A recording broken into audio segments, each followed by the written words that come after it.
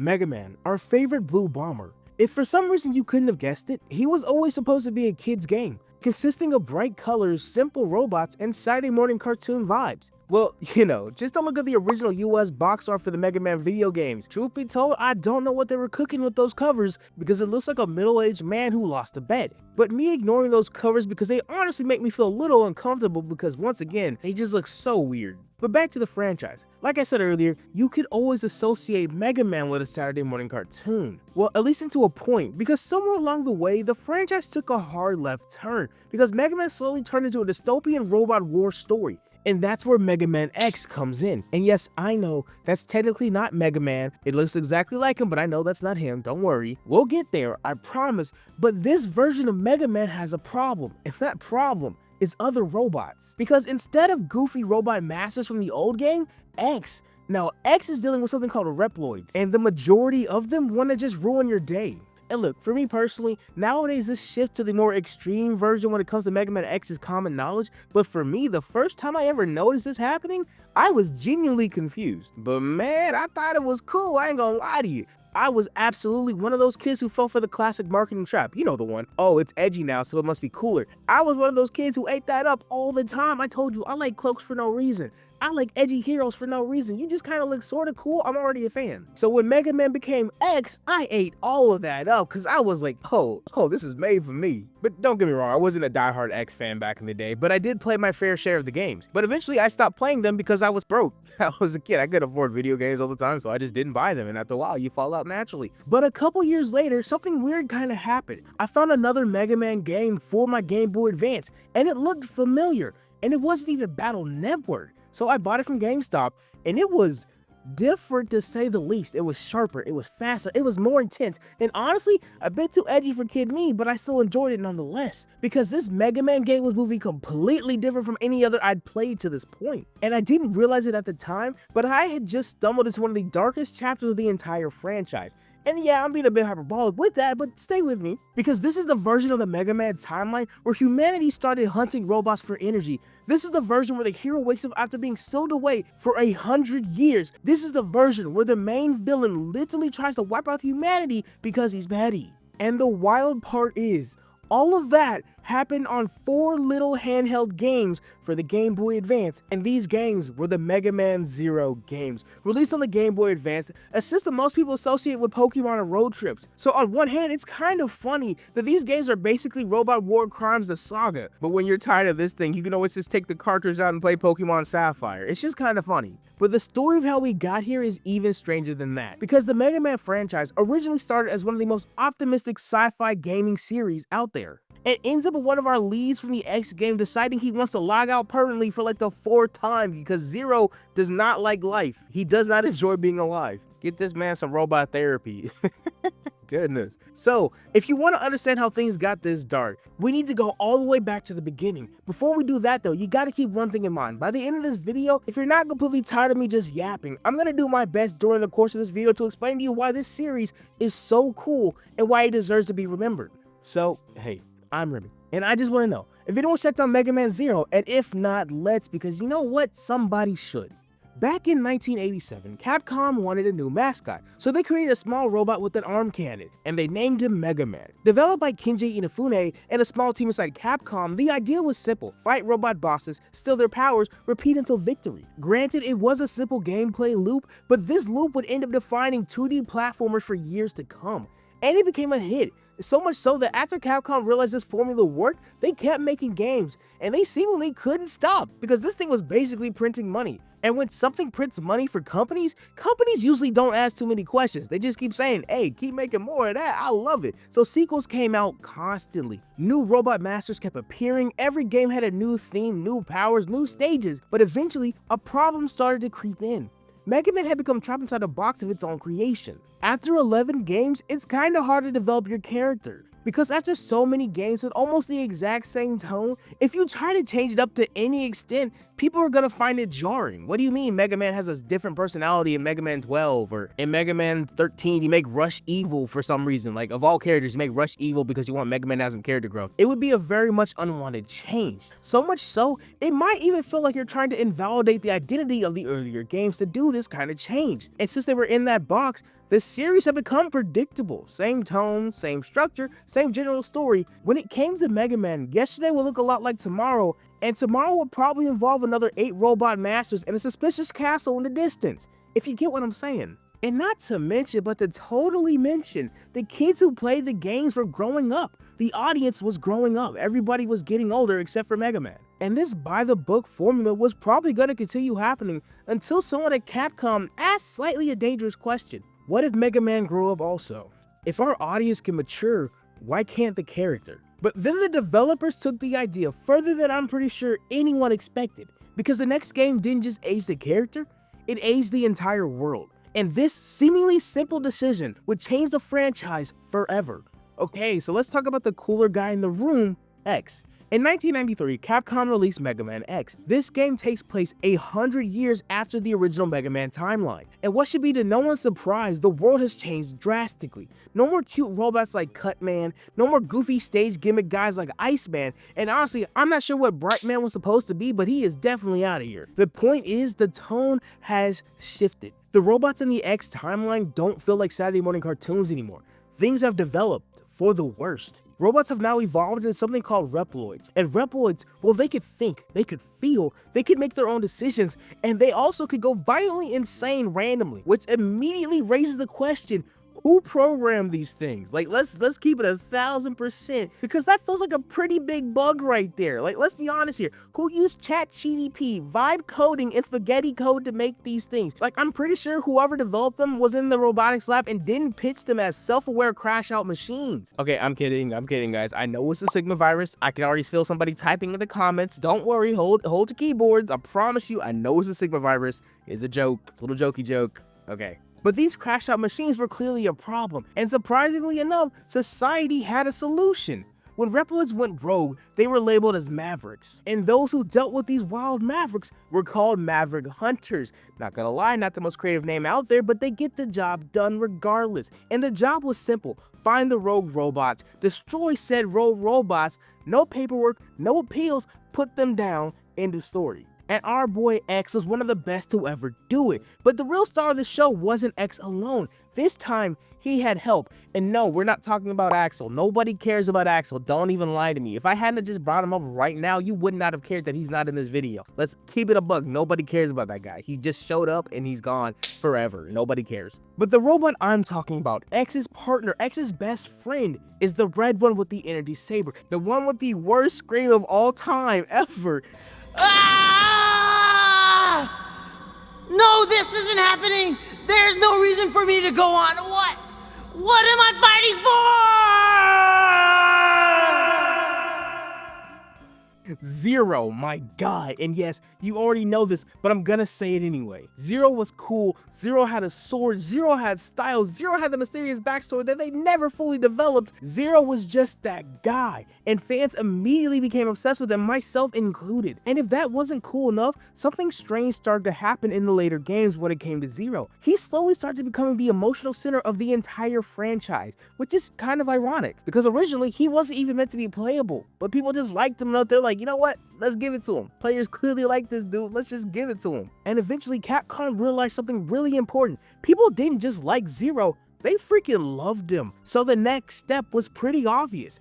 Give Zero his own series. But that decision would come with a twist nobody probably expected. But we'll get to that eventually. For right now, before we get to Zero's series, we have to talk about the end of X. By the early 2000s, the Mega Man X franchise was kind of struggling. Games like Mega Man X5 and X6 had started to divide the fans. The overall stories were getting kind of messy, the timeline was genuinely confusing, and the difficulty spikes were kind of getting out of hand, to the point where they started to feel like personal attacks from the devs to the players. And this led to game fatigue, and it was looking like Capcom was being backed into a corner with only two options. One, keep pushing the X series forward and hoping something switches up and people start liking it again, and two, start something new. And they made a decision that I'm pretty sure shocked everyone at the time. Instead of developing the next Mega Man game internally, they gave the franchise to a small studio called Inti Creates, which if I had to imagine was both exciting and also terrifying at the same time. Imagine giving your car that's probably given you over 200,000 miles of good driving to your friend who you've never seen drive, but you know he has a driver's license,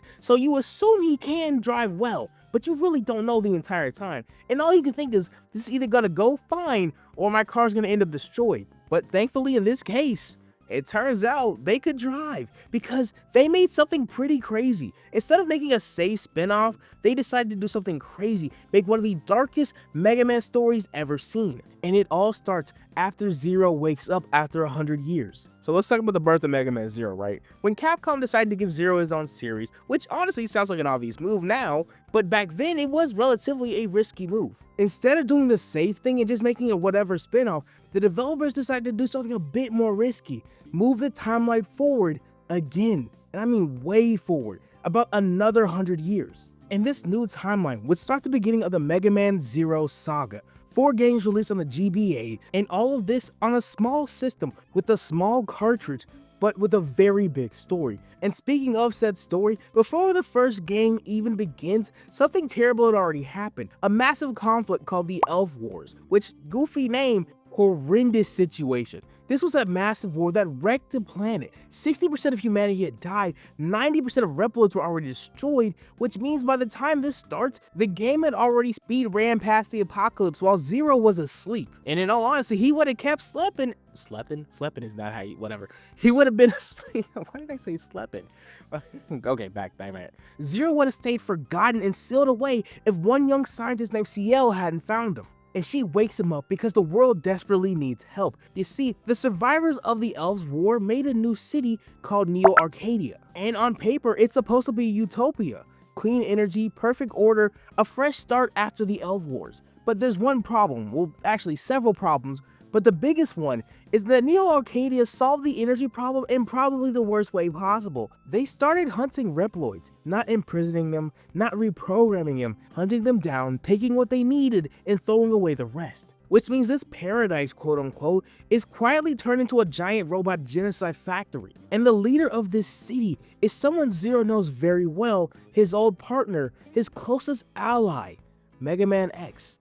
At least, that's what it looks like. But the truth is way messier, because the ruler of Neo Arcadia isn't the real X. He has the super creative and super intricate name, Copy X. Like, they did not try with this man's name. But yes, Copy X is a replica, a replacement, a rushed attempt to recreate a hero who mysteriously vanishes. When the world needed him most, I am fighting the urge to write in an Avatar joke for this part. I'm not gonna do it, but I want you to know I saved you from the Avatar joke cringe. You're welcome. But when it comes to Copy X, let's just say one thing he didn't get from the original X was his moral compass. So now the world's broken, the government is corrupt, go figure, and Reploids are being hunted. And the only person capable of stopping all of it just woke up from a 100-year nap. Once again, trying not to make Avatar jokes here, but they're writing themselves, guys. And if you think that was a lot for a character, well, you'd be right, but there's even more because the series clearly doesn't stop here. Because the deeper Zero digs into this new world, the worse things start to look. You find out there are powerful cyber elves connected to the Elf War. There's this mad human scientist that looks eerily familiar from somebody from almost 200 years ago. And somewhere along the line when it comes to the video games, there's a point in the story that shakes Zero to his core. The body he's been fighting in this entire time turns out it's not his original body. Which, if I'm gonna be honest with you, big dog, like, have you not looked in a mirror in like 2 games? Because, I mean, come on, man. Like, come on. But we'll get to that later, because first you need to talk a little bit more about the world Zero just woke up in. And trust me, Neo Arcadia is not the future anybody asked for, I promise you that. If you couldn't tell by now, the world of MegamanZero is not optimistic, it's not hopeful, it's not some utopia. It's a robot dystopia. You like that flip? That was corny. I don't care. I think it's funny. On the surface, it looks perfect. Clean streets, orderly society, humans living comfortably, but that comfort comes with a cost. I mentioned it earlier, but the robots now are treated as expendables. If the energy starts to run low in the city, the Reploids become the solution, which is kind of wild if you stop to think about it, because I've already established that the Reploids could think, they had feelings, they were practically sentient. And now you're just hunting them down for their batteries practically. It's like if you went to your house and you were playing with a controller or you had a wireless mouse and it needed some AA batteries. So instead of just going out to buy some, you take some batteries out of your remote controller. But now take that scenario and then they're alive like it's Toy Story. And so practically you are killing one thing to put the batteries of another quote-unquote living thing into another living thing that was dying, which is just really messed up. Because it's not like you asked the remote if it wanted to give up its life for the mouse, but you didn't care because you just needed the batteries. That's the scenario we're in. And yes, I'm fully aware it's a video game. I don't have to look at it in such a dark angle, but that's the way I want to perceive it because that's the way I interpreted it when I was younger. Interpreted? Why am I saying interpreted like that? Whatever. But overall, the general tone for this story was a lot darker. Like, imagine trying to explain the story from the MegamanZero games to someone who only played the NES games growing up. Hey, you remember those cool robot buddy masters guys? Yeah. Well, now society hunts them to keep the lights on. Yeah, that's kind of dark. I know, isn't that crazy? And you know those things called cyber elves that fly around in the city? Yeah, those actually might be the digital souls of robots and also dead humans. Maybe. It's kind of weird. And the other guy's just like, that's weird. And I'm just like, yeah, I know. It's crazy. Anyway. But that's what keeps the story interesting, because Zero isn't just fighting villains, he's fighting a system that decided some lives mean more than others. And once the story introduced people enforcing that system, you gotta figure out ways how to beat them. And the best way to beat them is to figure out the gameplay. So let's talk about that fast, right? When it comes to MegamanZero, the gameplay genuinely felt like it was made just a bit meaner, because these games took mechanics from Mega Man X and pushed them, I feel like, a bit further. You can still dash, you can still wall jump, those fundamentals are still there, but everything else got a little bit of an edge. It got faster, more technical, to the point where the series sometimes felt less like a platformer and more like a fighting game that accidentally landed on the Game Boy Advance. But one of the biggest changes when it came to this is how Zero fights, because unlike X, who shoots his enemies from the distance with a Mega Buster, Zero, well, he was built for that smoke. He wanted the action close up and personal. Don't get me wrong, he does get a gun later on in the series, but Zero's main weapon is the Z-Saber, and it's always been that. Which means most fights involve getting right in the enemy's face and hoping the reflexes you have honed as a 10-year-old are faster than the programmers. And the cool thing about this game is, this game wants you to master the mechanics, because instead of simply collecting boss weapons like in the old games, your weapon actually improves the more you use them. Swing your saber enough, you unlock new combos. Use the buster long enough, you gain stronger charged shots, which means progression comes from grinding and grinding and grinding till you probably hate this game. I'm not gonna lie to you, you're gonna hate it. But don't get me wrong, you do collect upgrades in the form of cyber elves, but these things kinda suck. And I don't mean that literally, but just hear me out. Personal kid me's pet peeve, grinding energy crystals to power up my stupid cyber elves. And don't get me wrong, it gets better after the first game, but that first game, they used to give you pennies when you needed dollars. I could never find enough energy crystals to power up my stupid cyber elves that were just a one-time use, by the way. So I would save up so much money, use them one time, and then they were just gone. And it was just like, alright, that's cool. I freaking hate this. And look, don't get me wrong, not all of them disappeared after one-time use, but just it felt bad. It felt bad, man. That's all I'm saying. And I'm fully aware the pros outweighed the cons when it comes to the cyber elf things. They would increase your health, they would slow down enemies, they would give you power buffs. But just, I did not like them being one-time use for the majority. And it's cool that in 04 they fixed it, but just 1, 2, 3, you were out here suffering, bro. Okay, look, Mini ran over.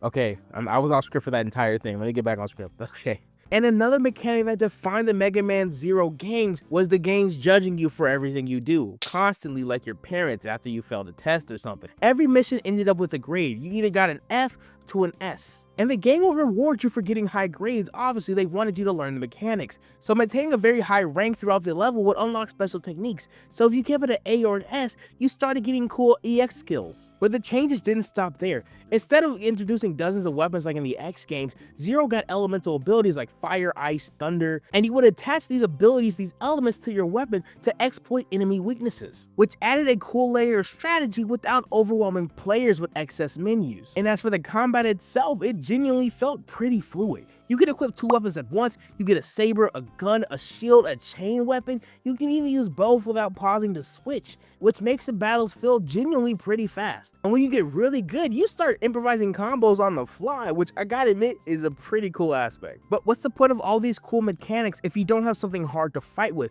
And when I tell you these games were hard, for me at least, that's not me pulling your leg. I genuinely thought these games were pretty hard. I don't know if you did, but for me, these things were not a walk in the park. The Zero games demanded that you learn mechanics, because unlike the X games, you can't just tank hits with Zero like you could with X. You had to move, you had to attack precisely, you had to pay attention and notice when things weren't flashing that means you could hit it, and you had to pray you didn't forget to charge your Game Boy Advance that night when you were playing the game, because if you did not and it died in the middle of your play session and you didn't save it, I promise you'd turn it off for a week like I did and just did not touch it because I was pressed. Child me was mad about not charging it and dying in the middle of a fight.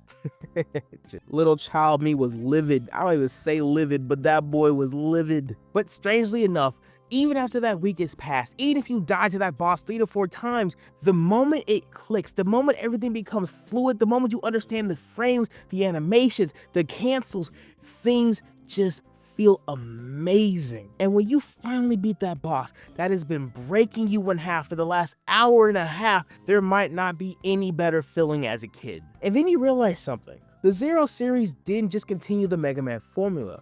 It refined it into something I would even say faster, sharper, and way more intense, which is pretty impressive, especially when we remember these games were running on a tiny handheld screen. And that leads to the other fascinating part of the series, because somehow the Game Boy Advance handled all of this. So here's the weird part when it comes to the MegamanZero games. They didn't launch on a big console. They launched on the Game Boy Advance, which sounds strange at first, because to this point, Mega Man was a console game.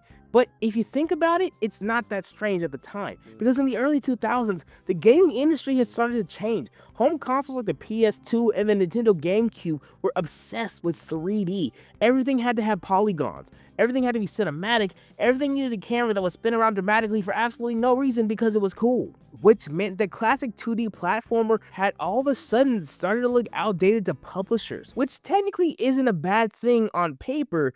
They just saw it as something that isn't potentially profitable, which means they didn't want to push it heavy. So most companies quietly moved their sprite-based games somewhere else, aka the handheld systems. They were cheaper to develop, they had a massive younger audience, and players still love pixel art there, myself included. So Capcom decided the Zero series would live on the GBA, which solved one problem. The game now had a home, but at the same time, it created several new ones, because if you couldn't have guessed it, the GBA was not the strongest device on the market, which is a staple for Nintendo products. Well, at least until the Switch 2 came out, but prior to that, man, they were just doing the best they could with what they had. Them devs for the Game Boy Advance might as well have been wizards, because the GBA was tiny, and I mean seriously tiny. The resolution was only 240 by 160 pixels, which means something called screen crunch had become a real problem, because Zero's character sprite was pretty big, which looks great visually, but it also means you can't see very far ahead because the camera's so zoomed into him. Enemies would often attack you off screen, projectiles would fly in before you even knew they existed, and sometimes certain platforms would require you to do a leap of faith. For those who don't know what that is for whatever reason, I guess you lived under a rock, it means I hope there's a platform down there because I'm going to jump and I cannot see what's underneath this. And it didn't stop there, boss fights felt cramped also. Some bosses have huge attacks, but the arena is super small. Sometimes the boss would just jump off screen, which means you're dodging attacks from a robot you can't even see, which is exciting on one hand, but on the other hand, it is complete BS. But the hardware limitations didn't just stop at the screen. The controls could be awkward also, because the GBA had limited buttons. They just had the A and B on the face. Everything else relied on the shoulder buttons, which meant dashing, attacking, and switching weapons could require some creative finger gymnastics. And if you played these games long enough, you probably developed the legendary GBA claw grip. And all that means is, you probably look like you were trying to imitate Mr. Krabs on any given day. And it doesn't stop there. Even the system processing powers clearly had limits. The GBA was great for 2D graphics, but it still couldn't handle a bunch of sprites at the screen all at once, so developers constantly had to reel back cool ideas because there was limitations. For example, some bosses in the MegamanZero games had to be nerfed because they were too complex and too elaborate for the cartridges at the time. The hardware limitations forced them to compromise and potentially simplify a lot of mechanics for the games throughout the entire saga. And the audio was also another issue that they had to compromise on. Earlier Mega Man X games on the PlayStation had CD quality music. The GBA, if you could not imagine, did not. So the soundtrack had to be compressed, which sometimes gave it this scratchy, grind overall OST. And don't get me wrong, some things are bops.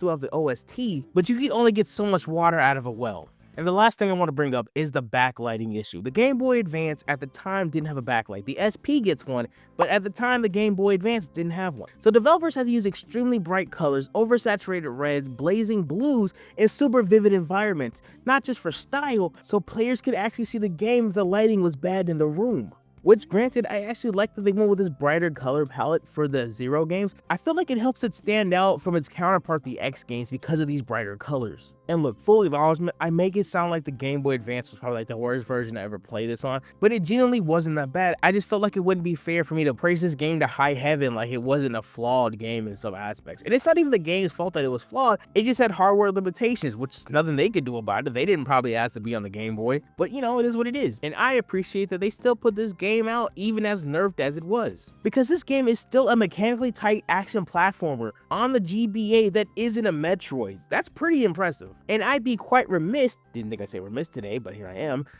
like to bring up the new art style, which I'm a big fan of. Not only did MegamanZero change the story, they also changed how the games looked radically. The old Mega Man and Mega Man X designs were clunky, mechanical, and toy-like for the most part. When it comes to the Zero games, they wanted something else, something entirely. They wanted something futuristic, fun-looking, and totally sleek. Enter Toru Nakayama, the lead character designer and the artist for the Zero series, and he completely redefined the franchise's visual identity. Zero's bulky armor completely gone, the gem plates on his chest totally gone. Instead, he got a slimmer, almost fabric-like bodysuit, which made him look agile, athletic, and like someone who could totally dash, flip, and slice enemies at the same time. And it wasn't just his fit that got an upgrade, the Z-Saber itself got a redesign. Gone were the days of legally distinct lightsabers, now he has a triangular blade, which in itself is pretty iconic in my opinion. This new humanoid aesthetic wasn't just for Zero, all the Reploids got this thinner limb design. They got more realistic proportions, some even looked like they were wearing jackets or scars or vests.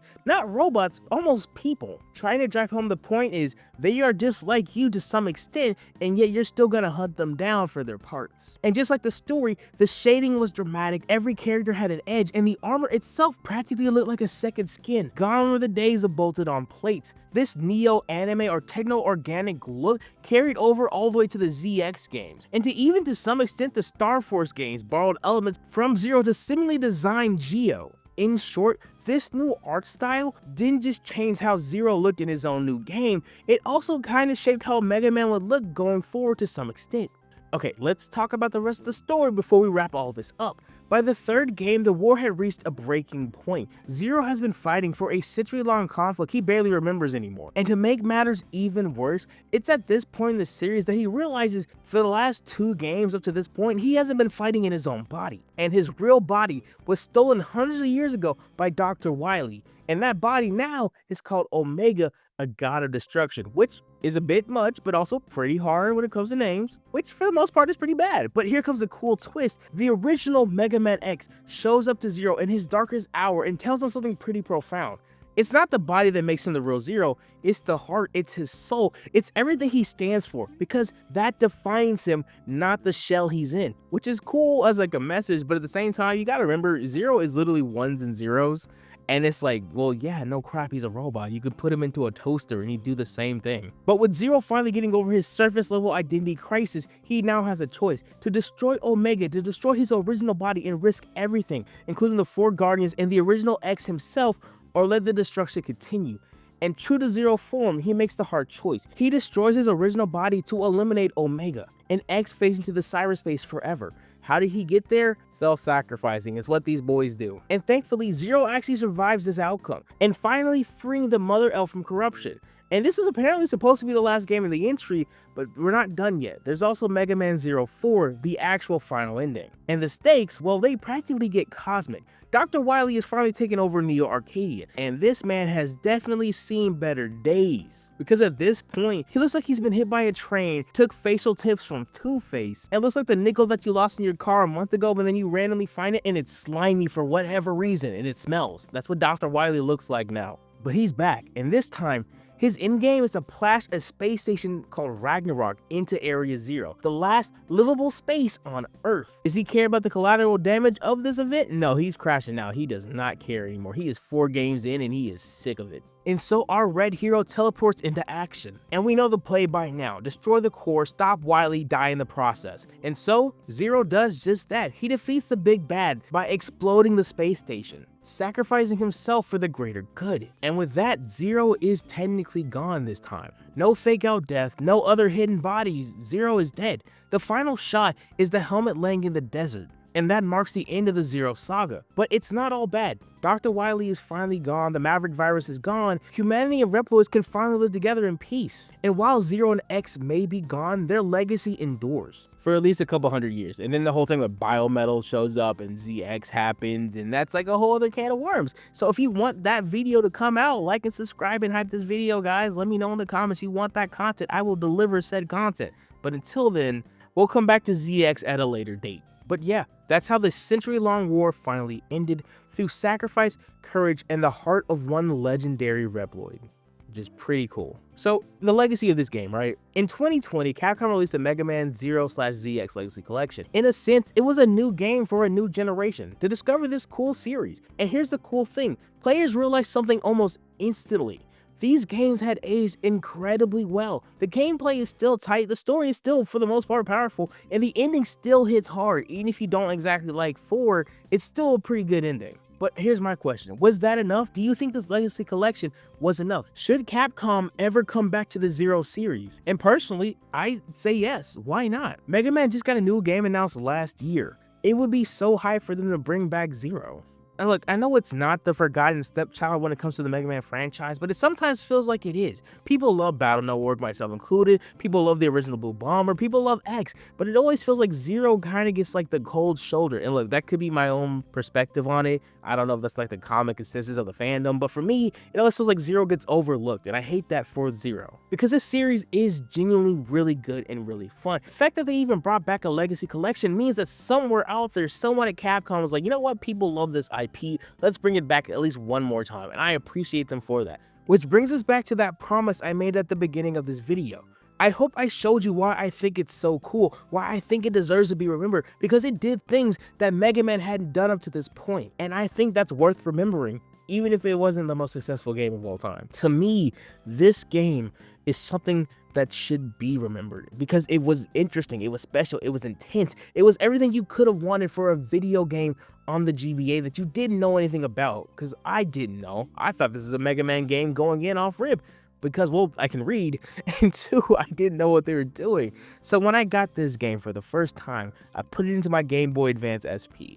I had a blast. And for me, myself, and I, because that's the only people I can speak for, I genuinely think this is really cool. So that's the story of Mega Man Zero, the darkest saga in the Mega Man timeline. From the dark future of Neo Arcadia, to Zero waking up after a century of hibernation, to uncovering Copy X, to facing Omega, and ultimately sacrificing himself to stop Dr. Wily in Ragnarok. It's a story about heart, loyalty, and a robot who refuses to stay down. And the gameplay, it wasn't just fast and flashy, it demanded precision, skill, and mastery. Even on that tiny Game Boy screen, it delivered some of the coolest platforming you could ever imagine, well, at least for the 2000s. And this new art style that the Zero games had is practically timeless. It's sharp, it's sleek, it's human-like, and perfectly matching a world that wasn't afraid to be serious. As for the story itself, there are flaws, I'm not going to pretend like there isn't, but it gave us a proper ending, not just for Zero, but for X also. And the century-long conflict between humans and Reploids, it's rare for a Mega Man game to close the final chapter this definitively, which does make me think we probably won't see a Zero game anytime soon. I'm sure Capcom's just busy with other projects, but here's the thing, there's a dedicated fan base for this, and I know it, because if Capcom announced a new Zero game tomorrow, we throw too much money at it just to play our favorite sword-swinging Reploid one more time. And honestly, I'd be right there with y'all. So, hey, I'm Remy. Thanks for letting me check up on the Zero Saga. I hope I did it justice, and I hope you enjoyed your time. But that'll be it for me. Don't forget to like, subscribe, and hype the video, and I will see y'all in the next one. Y'all be easy. Later. Bye. Okay, end of the video. Okay, man. I really do like the Zero Saga. Obviously, I wasn't the biggest fan of the first one. Wasn't trying to hide it. It definitely got better as it went along, but the first one was rough for me. But thankfully, I didn't give up and I kept going. But man, it's mostly because I love the art style. I didn't really praise it enough, I feel like, in this, but I love the art style so much. It scratched some weird anime itch for my brain as a kid. The art style is so sick, and I love it so much. I wish we could somehow implement it more into more things. I know we have the Gunvolt series, but for me personally, they never really clicked. I love the art style still, but the gameplay of the Gunvolt series just never really locked in for me, and I hate that, but it is what it is. But yeah, that'd be it for me. Once again, guys, I love the Zero series. I know they're not perfect. I won't pretend like they are. But man, they are so fun. And if you haven't played them, I don't know, play them. Get the Legacy Collection. Get an emulator. I don't know. I'm not your dad, but just play them if you get the chance. They're genuinely pretty fun games, and they're worth a look back at least once in your life. Treat yourself to something nice every once in a while, right? But yeah, okay, that'll be it for me. It is about 4 a.m. I am dead tired. I'm probably going to take a melatonin and crash. Because I'm so tired. But okay, I've been recording since like 12. All right, y'all, I'm out. Y'all be easy. Bye.